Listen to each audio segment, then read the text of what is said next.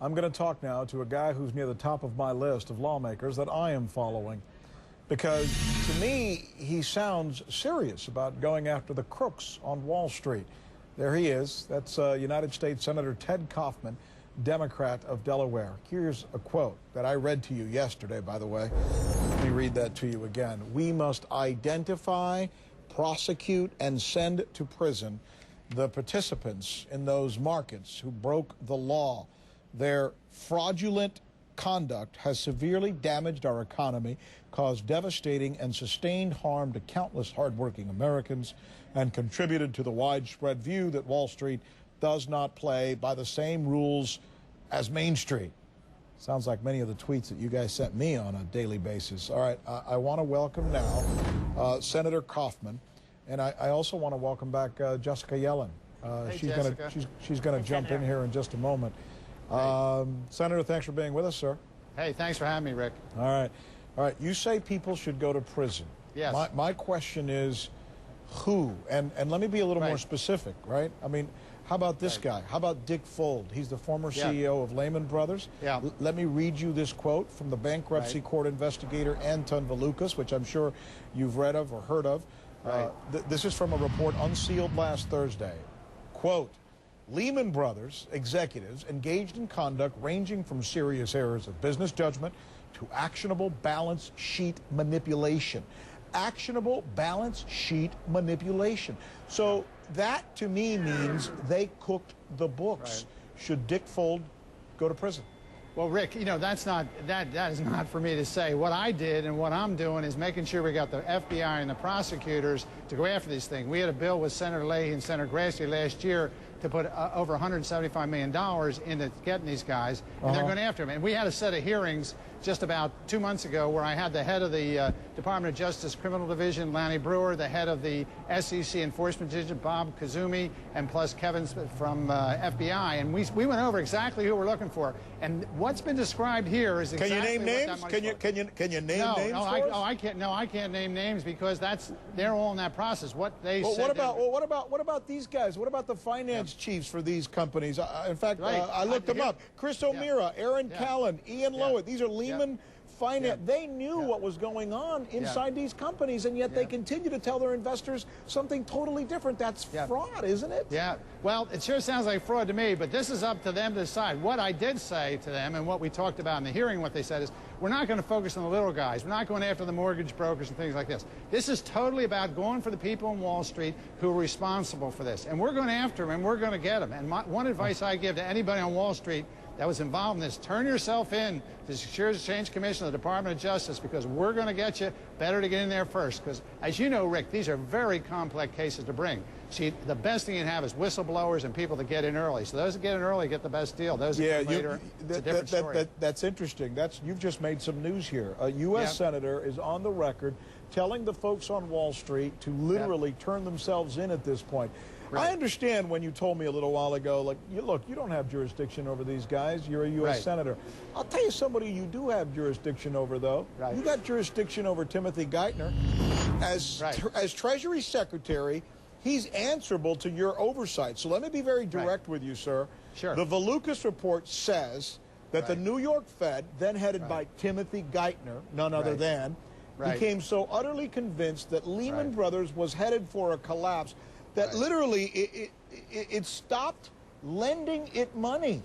I mean, think about that. There's zero indication that Geithner, after learning this, warned the SEC, certainly didn't warn investors about something he probably should have said, didn't warn anybody.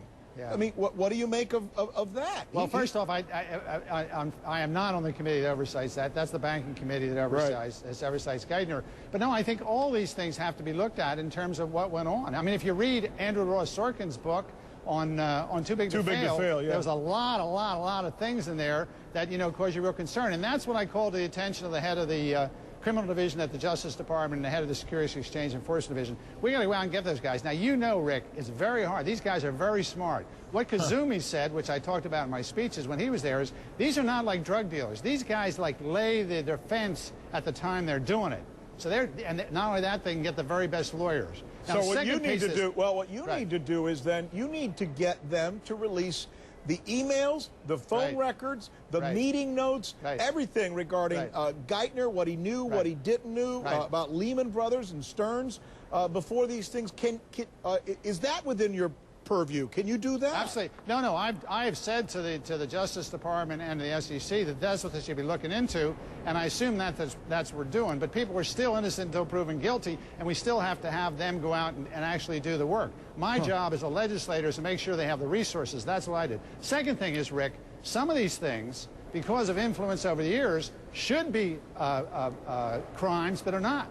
I mean, I worked on the Judiciary Committee for a number of years, and what happened is every time we tried to make it harder, harder crimes and make it easier to catch people, a lot of the folks that are involved in this thing were in there saying, no, we don't need to do that. We don't need to make this criminal. We don't need to make that criminal. So the other thing that we're working with Senator Specter from Pennsylvania on some legislation to really, better define these crimes so it's not so difficult to bring the cases. As the folks on Twitter would say, hell yeah. That's what they've been saying about what you're doing all day long. Interestingly enough, I mean, Jessica and I were talking about this yesterday. Let me bring Jessica Yellen into the conversation. We've seen stuff that happened, like companies that had horrible credit ratings were given triple A's. It was a lie. It was a fraud perpetrated on investors and on the American people. Jessica, let me bring you into the conversation now, because I think there's a lot that needs to be changed, right? Sure. No, I think that's right. And by the way, that's why this financial reform bill is so important that we're dealing with right now. Well, Senator, you're right let about me the press rating you. agencies. Let me press you on that, because it's no secret that Senator Dodd has proposed a compromise reform bill that's supposed to change some of these things we've just been talking about, but it doesn't go far enough for you. So my question is, on the record, would you oppose this bill because you think it doesn't do enough and it's just a fig leaf? Oh, Jessica, I've been doing this for 40 years. We haven't even gotten to the committee yet. I mean, I'll be ready to talk to that after we get something, we get out of the committee and see what the final bill is. But I hope to change it. I hope there's going to be changes in it. And plus, there's a lot of good things in the bill, but it's way too early. As it is, though, you would oppose it. What? As it is, you would oppose it. No, I'm not going to say I'm going to oppose anything. What I'm trying to do is work in the system to try to get the things in. I laid out on the floor in excruciating detail exactly where I am on this thing and where I want to move this bill. I'm going to do everything in my power to move the bill to that point, and I hope I'm going to be successful. Well, what do you make? What do you make? And I don't mean to interrupt, but what do you make? And just to follow up on Jessica's point, you're telling the American people we need to find out who these guys are and throw them in prison. Dodd came out the other day and said just the opposite. He said we shouldn't be vengeful and we shouldn't be into retribution. No. By the way, there's a difference. Do you disagree with him? No. I don't think he's not saying that. I mean, I know Chris Dodd for a long time. He's not saying that. He wants to put these guys in jail just as much as we do. He voted for this bill. He's all for that. He's just saying that we shouldn't legislate in anger, that we shouldn't, because all these bad things happen. This bill, when we pass it, is probably going to be the bill that's going to judge us for the next 15, 20 years. We got to make sure that we do the right thing, not out of anger. Now, there is a lot of anger. As you know, I'm pretty angry about this, but I'm not legislating out of anger. There's two different things. One, I'm angry about this, but second, you got to sit down and legislating, as Jessica knows, is cold, hard, tough business. Well, let me ask you, if I may, Senator, I know the people who oppose this bill, some of your colleagues are very opposed to the bill at all. Are they doing the bidding of the banks? Bottom line, be honest. Geez, no, look, I don't say that. I don't say that. I think they just, some of them are concerned about, the fragility of the banking system, and they're concerned about other things, and they really think this is the best way to go. No, I'm not saying that's what's going on. All I know is what I'm saying right now is, and I put it out there in detail now in 2 speeches, what exactly I think should be in the bill, and I'm going to fight like hell to get that stuff in the bill. Then why are you alone? Why are you one of the only people saying these things? I'm not alone. There's other senators. There are other senators, and a lot of senators like to do, there's a different approach, Jessica. Some people like to just say, look, watch what's going on, see what's going on, work it, and the rest of that. That's one way to do it. The way I am, my basic approach is tell them what you want to do, get out there, lay it out, and then go around and see if you can get senators to agree with it. Well, I'll tell you this, you've got a lot of folks following now on Twitter. Even just while we've been having this conversation, go Senator Kaufman. Just hope Wall Street people go to regular jail and not the white-collar one. They're already putting these folks there. Senator, we thank you, sir, for taking the questions. Thanks, and Jessica. We wish you the best of luck. Hey, Aaron Gobra. I appreciate it. Good to see you, sir. By the way, interesting interview. I'm glad we had Jessica on board to help us through this. Tomorrow, we're going to do another interview I think might be of interest for you. RNC Chairman Michael Steele has agreed to come on Rick's List and take the tough questions as well.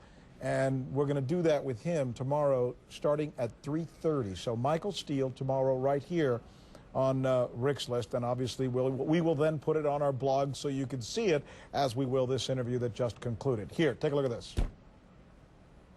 Root canals with paper clips? There's actually a dentist that is accused of doing the unthinkable. That is next. We will be right back.